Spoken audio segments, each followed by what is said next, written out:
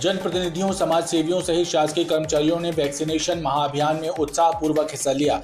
महाअभियान के जरिए ज्यादा से ज्यादा लोगों का वैक्सीनेशन कराए जाने का संकल्प है ताकि कोरोना महामारी को हराया जा सके।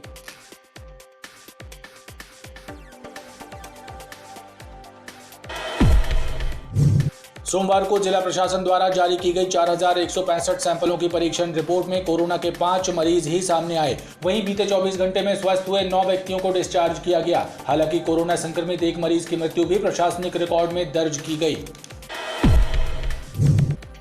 अखिल भारतीय विद्यार्थी परिषद के पूर्व महानगर मंत्री के विरुद्ध एक छात्रा ने दैहिक शोषण करने का आरोप लगाते हुए महिला थाने में एफआईआर दर्ज करवाई। छात्रा ने आरोप लगाया कि पूर्व छात्र नेता विगत 3 वर्षों से उसका दैहिक शोषण कर रहा था। सिविल लाइन थाना क्षेत्र में चीफ जस्टिस बंगले के ठीक सामने वाले बंगले में चोरों ने धावा बोलकर सोने चांदी के जेवरात और नकदी पर हाथ साफ कर दिया। घटना के वक्त बंगले में रहने वाला पूरा परिवार घर से बाहर था। माड़ोताल थाना क्षेत्र के विभिन्न इलाकों में बढ़ रही आपराधिक घटनाओं के विरोध में कांग्रेस के एक प्रतिनिधि मंडल ने थाना प्रभारी को एक ज्ञापन सौंपा। कांग्रेस कार्यकर्ताओं ने थाना प्रभारी से बढ़ते अपराधों और आपराधिक गतिविधियों पर रोक लगाने और प्रभावी रूप से इलाके में गश्त करने की मांग की। नया मोहल्ला क्षेत्र में स्थित एक होटल के कमरों में नकली शैंपू बनाने का गोरख धंधा चल रहा था। ओमती पुलिस की टीम ने होटल सैफी पैलेस के कमरों में छापा मारकर 7 लोगों को पकड़ा।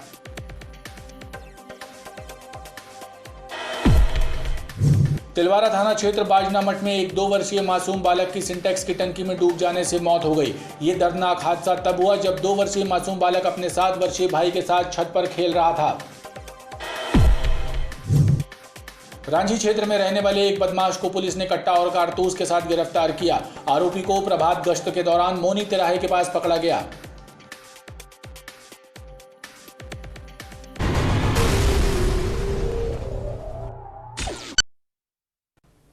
जनप्रतिनिधियों, समाज सेवियों सहित शासकीय कर्मचारियों ने वैक्सीनेशन महाअभियान में उत्साहपूर्वक हिस्सा लिया।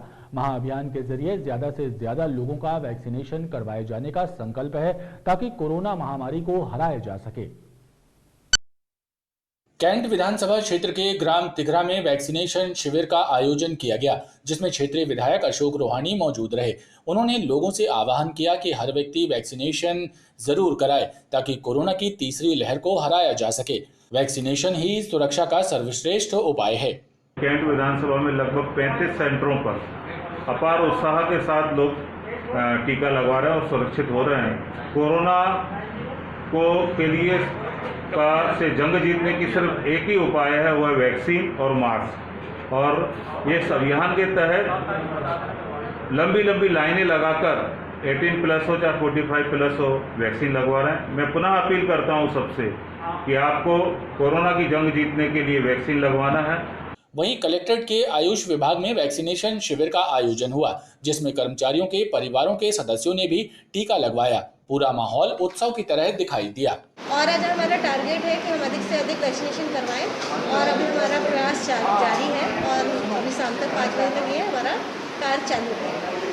विश्व योग दिवस में वैक्सीनेशन अभियान की शुरुआत की गई है। अगले 7 दिनों तक अभियान जारी रहेगा। मकसद ज्यादा से ज्यादा लोगों को सुरक्षा के दायरे में शामिल करना है ताकि महामारी को हराया जा सके। जिले में कोरोना संक्रमित नए मरीजों की संख्या घटकर 5 संक्रमितों पर सिमट गई है। सोमवार को जिला प्रशासन द्वारा जारी की गई 4165 सैंपलों की परीक्षण रिपोर्ट में कोरोना के 5 नए मरीज ही सामने आए। वहीं बीते 24 घंटे में स्वस्थ हुए 9 व्यक्तियों को डिस्चार्ज किया गया। हालांकि कोरोना संक्रमित एक मरीज की मृत्यु भी प्रशासनिक रिकॉर्ड में दर्ज की गई। जिले में कोरोना के एक्टिव केसों की संख्या मात्र 77 है। वहीं रिकवरी रेट बढ़कर 98.54% दर्ज हुआ है। जिला प्रशासन द्वारा जारी की गई 4165 सैंपलों की परीक्षण रिपोर्ट में कोरोना के मात्र 5 नए संक्रमित मरीज ही सामने आए। वहीं बीते 24 घंटे में 9 व्यक्ति स्वस्थ होने के बाद डिस्चार्ज किए गए। जिले में कुल संक्रमितों की संख्या अब 50,545 हो गई है। वहीं अब तक कुल स्वस्थ हुए व्यक्तियों का आंकड़ा 49,810 है। जिले में एक्टिव मरीजों की बात की जाए तो अब एक्टिव मरीजों की संख्या मात्र 77 है। वहीं जिले का रिकवरी रेट भी बढ़कर 98.54% दर्ज किया गया है। सरकारी रिकॉर्ड के अनुसार कोरोना के खाते में एक मरीज की मौत दर्ज हुई है। जिले में कोरोना से हुई मौतों की संख्या बढ़कर 658 हो गई है। इधर सोमवार को जबलपुर के चिन्हित मुक्तिधामों में कोरोना गाइडलाइन के तहत कोई भी अंतिम संस्कार नहीं हुआ है। जिला प्रशासन द्वारा बीते 24 घंटे में 4067 व्यक्तियों के सैंपल कोरोना टेस्ट के लिए भेजे गए हैं। अब तक कुल 6,70,358 व्यक्तियों के सैंपल कोरोना टेस्ट के लिए भेजे जा चुके हैं। माड़ोताल थाना क्षेत्र के विभिन्न इलाकों में बढ़ रही आपराधिक घटनाओं के विरोध में कांग्रेस के एक प्रतिनिधि मंडल ने थाना प्रभारी को एक ज्ञापन सौंपा। कांग्रेस कार्यकर्ताओं ने थाना प्रभारी से बढ़ते अपराधों और आपराधिक गतिविधियों पर रोक लगाने और प्रभावी रूप से इलाके में गश्त करने की मांग की। माड़ोताल थाना क्षेत्र के विभिन्न इलाकों में चोरी, लूट और अन्य आपराधिक घटनाएं लगातार बढ़ रही हैं। रविवार को लॉकडाउन के बाद भी शराब की दुकान से शराब की बिक्री की जा रही है। ये आरोप लगाते हुए कांग्रेस कार्यकर्ताओं के एक प्रतिनिधि मंडल ने थाना प्रभारी माड़ोताल रीना पांडे से मुलाकात की और उन्हें एक ज्ञापन भी सौंपा। कांग्रेस कार्यकर्ताओं ने थाना प्रभारी से बढ़ते अपराधों और आपराधिक गतिविधियों पर लगाम लगाने की मांग की। साथ ही थाना क्षेत्र में पुलिस गश्त को प्रभावी बनाने की बात कही। निरंतर अपराध प्रगति पर हैं, कंटिन्यू अपराध बढ़ रहे हैं, चोरी हो रही है, चेन स्नैचिंग हो रही है, जबकि टोटल लॉकडाउन रविवार को रहता है, उसके बाद भी शराब की दुकान में पर्दा खोल के शराब बिक रही है। इन सारी घटनाओं को अवगत कराते हुए हमने एक ज्ञापन दिया है। ज्ञापन दिया गया है क्षेत्र में जो चोरियां वगैरह बढ़ रही हैं उसके संदर्भ में गश्त बढ़ाने के लिए, जिसके लिए गश्त ऑलरेडी चल रही है। अभी वर्तमान में बहुत सारे चोर वगैरह छूट के आए हैं जिनकी चेकिंग वगैरह प्रॉपर चल रही है और अभी ये कोविड का भी साइड इफेक्ट कह सकते हैं और इसके लिए धरपकड़ चल रही है। क्या कारण माना जाए जो कोर्ट से कैदी छूटे हैं, क्या वही वारदातों को अंजाम दे रहे हैं? कह सकते हैं। कांग्रेस कार्यकर्ताओं ने क्षेत्र की शराब दुकानों के आसपास भी गश्त करने की मांग की ताकि शराब दुकानों के आसपास घटित होने वाली आपराधिक गतिविधियों पर भी लगाम लग सके। अखिल भारतीय विद्यार्थी परिषद के पूर्व महानगर मंत्री के विरुद्ध एक छात्रा ने दैहिक शोषण करने का आरोप लगाते हुए महिला थाने में एफआईआर दर्ज करवाई। छात्रा ने आरोप लगाया कि पूर्व छात्र नेता विगत 3 वर्षों से उसका दैहिक शोषण कर रहा था। पुलिस ने छात्रा की रिपोर्ट पर धारा 376 का अपराध पंजीबद्ध कर मामले को विवेचना में लिया है। अखिल भारतीय विद्यार्थी परिषद के पूर्व महानगर मंत्री शुभांग गोटिया के विरुद्ध एक छात्रा ने दैहिक शोषण के गंभीर आरोप लगाए हैं। छात्रा मामले की शिकायत करने महिला थाने पहुंची, जहां छात्रा ने पूर्व महानगर मंत्री शुभांग गोटिया के विरुद्ध एफआईआर दर्ज करवाई। महिला थाना पुलिस ने छात्र नेता के विरुद्ध धारा 376 की एफआईआर दर्ज कर मामले को विवेचना में लिया है। पीड़ित छात्रा ने आरोप लगाया कि शुभांग गोटिया विगत 3 वर्षों से उसका दैहिक शोषण कर रहा था। महिला थाने में उपस्थित आकर आरोपी शुभांग गोटिया के विरुद्ध शारीरिक शोषण करने की लिखित शिकायत दी है, जिस पर आरोपी शुभांग गोटिया निवासी राइट टाउन जबलपुर के विरुद्ध अपराध धारा 376 का प्रकरण पंजीबद्ध किया गया है। अभी आरोपी की तलाश जारी है। आरोपी शुभांग गोटिया प्रार्थियों के साथ करीबन 3 वर्षों से शादी का वादा करके शारीरिक शोषण कर रहा है। उसके बाद अब शादी करने से इनकार कर दिया है।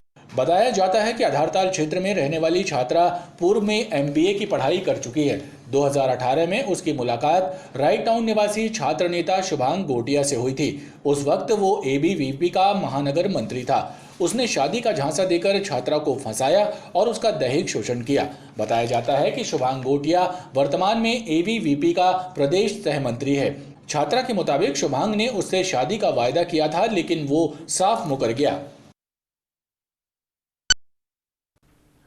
सिविल लाइन थाना क्षेत्र में चीफ जस्टिस बंगले के ठीक सामने वाले बंगले में चोरों ने धावा बोलकर सोने चांदी के जेवरात और नकदी पर हाथ साफ कर दिया। घटना के वक्त बंगले में रहने वाला पूरा परिवार घर से बाहर था। जब परिवार के लोग घर वापस लौटे तो उन्हें घटना की जानकारी हुई। सिविल लाइन थाना क्षेत्र में स्थित चीफ जस्टिस बंगले के ठीक सामने वाले बंगले में चोरों ने धावा बोलकर नकदी और रातों पर हाथ साफ कर दिया। हाई सिक्योरिटी और पॉश इलाके में हुई इस चोरी की घटना ने पुलिस की नींद उड़ा दी है। पुलिस के मुताबिक घटना 19 और 20 जून की दरमियानी रात हुई, जबकि बंगले में रहने वाले चंद्रवीर सिंह परिवार सहित अपने एक मित्र के घर पार्टी में गए थे। देर रात जब वो वापस लौटे तो उनके घर चोरी हो गई थी। उनकी सूचना पर पुलिस मौके पर पहुंची और घटना स्थल का निरीक्षण करते हुए एफआईआर दर्ज की। चोरी की जो चोरी के आरोपी हैं उनकी तलाश पतासाजी की जा रही है, कैमरे वगैरह भी दिखवाए जा रहे हैं और जो भी अग्रिम कार्रवाई होगी उससे अवगत कराया जाएगा। लगभग कितने की होगी ये चोरी? लगभग 95,000 की है, 90 से 95,000 के बीच की ये चोरी है जो घटना घटित हुई है उसमें। पुलिस ने चोरी की पतासाजी शुरू कर दी है। पुलिस इलाके के सीसीटीवी कैमरों को भी खंगाल रही है ताकि चोरों का सुराग हासिल हो सके। नकली रेमडेसिविर इंजेक्शनों के मामले में गुजरात से ट्रांजिट रिमांड पर लाए गए चारों आरोपियों सपन जैन, पुनीत शाह, कौशल बोरा और सुनील मिश्रा की पुलिस रिमांड सोमवार को समाप्त हो गई, जिसके बाद एसआईटी ने चारों को न्यायालय के समक्ष पेश कर दिया। पुलिस की टीम मंगलवार को इन चारों आरोपियों को वापस गुजरात लेकर रवाना होगी। नकली रेमडेसिविर मामले में गुजरात से लाए गए चारों आरोपियों सपन जैन, कौशल वोरा, पुनीत शाह और सुनील मिश्रा की पुलिस रिमांड सोमवार को समाप्त हो गई। एसआईटी ने चारों आरोपियों को न्यायालय के समक्ष पेश कर दिया। न्यायालय ने आरोपियों को न्यायिक अभिरक्षा में जेल भेजने के निर्देश दिए हैं। मंगलवार को चारों आरोपियों को एसआईटी की टीम गुजरात के मोरबी लेकर रवाना होगी, जहां चारों आरोपियों को जेल में दाखिल करवाया जाएगा। इधर सिटी अस्पताल के फार्मासिस्ट देवेश चौरसिया का प्रोडक्शन वारंट जारी किया गया है। पुलिस उसे भी सेंट्रल जेल जबलपुर से गुजरात लेकर जाएगी, जहां गुजरात पुलिस देवेश से पूछताछ करेगी। एसआईटी के प्रभारी अधिकारी रोहित काशवानी का कहना है कि आरोपियों के विरुद्ध साक्ष्य संकलन के बाद अब चार्जशीट पेश करने की तैयारी की जा रही है। चारों से पूछताछ करने के बाद यह पुख्ता हुआ है कि जो घटना है, जैसे जो इंजेक्शन बने हैं नकली और गुजरात में बने हैं, वहाँ से इंदौर और इंदौर से यहाँ सिटी हॉस्पिटल में आए हैं, तो उन्होंने इस पूरे प्रकरण की घटना की पुष्टि की है। इसके अतिरिक्त आज इनको माननीय न्यायालय के समक्ष पेश किया गया और उनको जुडिशियल कस्टडी में भेजा गया है। कल हमारी टीम इनको वापस गुजरात के लिए लेकर रवाना होगी। इसी के साथ देवेश चौरसिया जो एक अन्य आरोपी है जिसको गुजरात पुलिस ने प्रोडक्शन रिमांड मांगा है, उसको भी गुजरात लेकर जाएगा। इस प्रकार इस प्रकरण में हमारी विवेचना अधिकतर हो चुकी है। कुछ थोड़े बहुत कागजों और रिपोर्ट्स का आना बाकी है, उसके बाद चार्जशीट की जाएगी। एसआईटी ने गुजरात और इंदौर पुलिस से भी मामले से जुड़ी अहम जानकारियां मांगी हैं। इन जानकारियों के मिलने का भी एसआईटी को इंतजार है।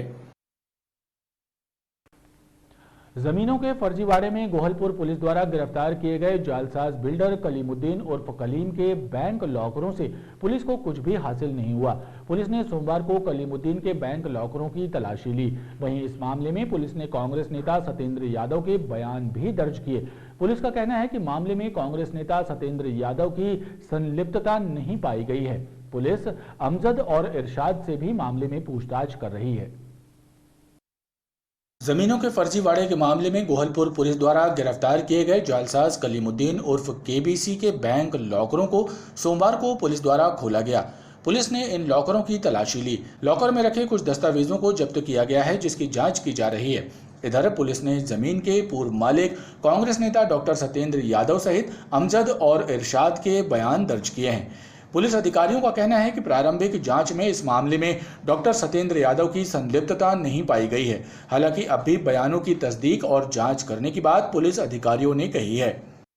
उसके जो 4 लॉकर थे उनको आज खोला गया, जिसमें उसके LIC से संबंधित दस्तावेज प्राप्त हुए, अन्य कोई प्रमुख दस्तावेज नहीं थे। इसके अतिरिक्त इस जमीन के प्रकरण से संबंधित जमीन का जो मालिक थे पूर्व में डॉक्टर सत्येंद्र यादव और अमजद आदि, इनसे भी पूछताछ की जा रही है। उन्होंने कुछ बताया भैया? अभी ये पूछताछ की जा रही है। जैसे ही कुछ नया तथ्य आएगा उससे मीडिया को अवगत कराया जाएगा। पुलिस का कहना है कि अमखेरा की जिस जमीन की धोखाधड़ी की बात सामने आई है वो कांग्रेस नेता डॉक्टर सत्येंद्र यादव की थी, जिसे उन्होंने बेच दिया था।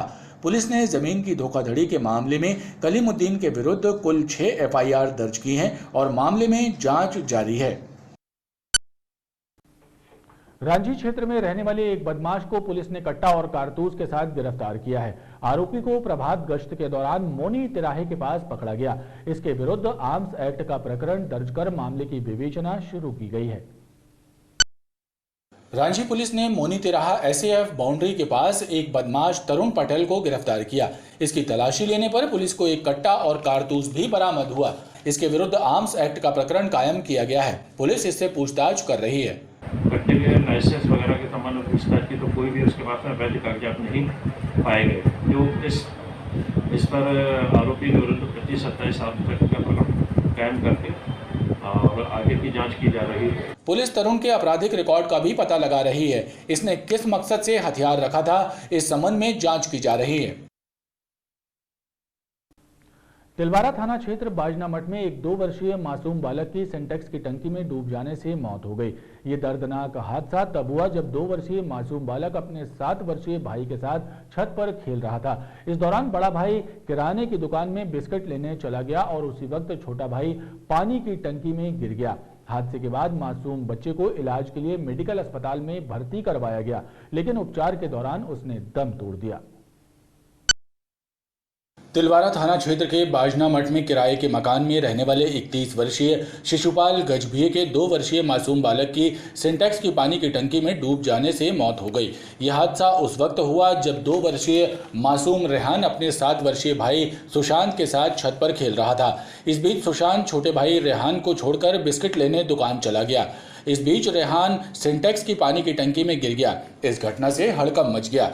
रेहान को पानी की टंकी से निकालकर तत्काल परिजन मेडिकल अस्पताल ले गए, लेकिन उपचार के दौरान उसने दम तोड़ दिया। घटना की जानकारी मिलने के बाद तिलवारा पुलिस ने मर्ग कायम किया और मासूम बच्चे के शव को पोस्टमार्टम के लिए भेजकर मामले में मर्ग कायम किया है। सिंटेक्स की पानी में डूबने से फौत हुई है बच्चे की, जिसका अभी चल रहा है, जांच के दौरान पता लगेगा। सर 2 साल का बच्चा कैसे पहुंचा पानी की टंकी में? हाँ, अभी ये भी क्लियर नहीं हो पाया है, जांच चल रही है। अभी घर वालों से पूछताछ करेंगे। जो अभी क्या है, बच्चे की वहाँ पे बॉडी वगैरह थी मेडिकल में, तो सिर्फ पंचनामा कार्यवाही हो पाई है। घर वालों से पूछताछ करके क्लियर हो पाएगा। पुलिस ने घटना स्थल का निरीक्षण करने के बाद हादसे की जांच शुरू कर दी है। नया मोहल्ला क्षेत्र में स्थित एक होटल के कमरों में नकली शैंपू बनाने का गोरख धंधा चल रहा था। ओमती पुलिस की टीम ने होटल सैफी पैलेस के कमरों में छापा मारकर 7 लोगों को पकड़ा जो नकली शैंपू तैयार कर रहे थे। पुलिस को मौके पर नकली शैंपू बनाने की सामग्री, विभिन्न प्रकार की शैंपू की खाली शीशियां बरामद हुई हैं। पुलिस मामले की जांच में जुटी हुई है। नए मोहल्ले में स्थित एक होटल के कमरों में नकली शैंपू बनाने की फैक्ट्री चलाई जा रही थी। आगरा से आए कुछ लोग इस गोरख धंधे को चला रहे थे। ओमती पुलिस को होटल सैफी पैलेस के कमरों में नकली शैंपू बनाने के गोरख धंधे की जानकारी लगी, जिसके बाद पुलिस ने होटल के कमरों में छापा मारा। इस दौरान 7 लोग मौके पर मिले जो नकली शैंपू बनाने का काम कर रहे थे। पुलिस ने होटल के कमरे से नकली शैंपू के निर्माण में उपयोग की जा रही सामग्री और भारी मात्रा में शैंपू की खाली शीशियां और अन्य सामान जब्त किया है। पुलिस के मुताबिक प्रारंभिक पूछताछ में ये बात सामने आई है कि ये आगरा के रहने वाले हैं और नकली शैंपू बनाकर गरीब बस्तियों, ग्रामीण इलाकों में बेचने का काम करते थे। पुलिस फिलहाल आरोपियों से पूछताछ कर रही है और इनके नाम, पता और ठिकाने की भी जानकारी ली जा रही है। 2 कमरों में 7 व्यक्ति जो आगरा के हैं वो रुके हुए थे और शैम्पू की काफ़ी खाली शीशियाँ, भरी शीशियाँ और शैम्पू बनाने का जो पदार्थ है वो प्राप्त हुआ है, जिसको जब्ती करके उनके विरुद्ध कार्रवाई की जा रही है। कहाँ बेचते थे कुछ इन्होंने बताया? ये इन्हें बताया कि जो गरीब क्षेत्र का एरिया है वहाँ हम लोग थैले में ले जाकर उसको बेचा करते थे। किस ब्रांड के शैम्पू और क्या क्या बना? हर प्रकार के वो शैम्पू हैं, हर ब्रांड के शैम्पू की बोतलें हैं। ये पुरानी बोतलें दिल्ली से खरीद के और जो शैम्पू बनाने का केमिकल है, नमक वगैरह, ये सब मिला के वो बनाते थे, जो हर ब्रांड के शैम्पू। पुलिस ने आरोपियों के विरुद्ध प्रकरण दर्ज किया है। वहीं होटल संचालक से भी पूछताछ की जा रही है। ये गोरख धंधा कब से चल रहा था, इसका भी पता लगाया जा रहा है। खबरों का क्रम लगातार जारी है। आप देखते रहिए BTV न्यूज।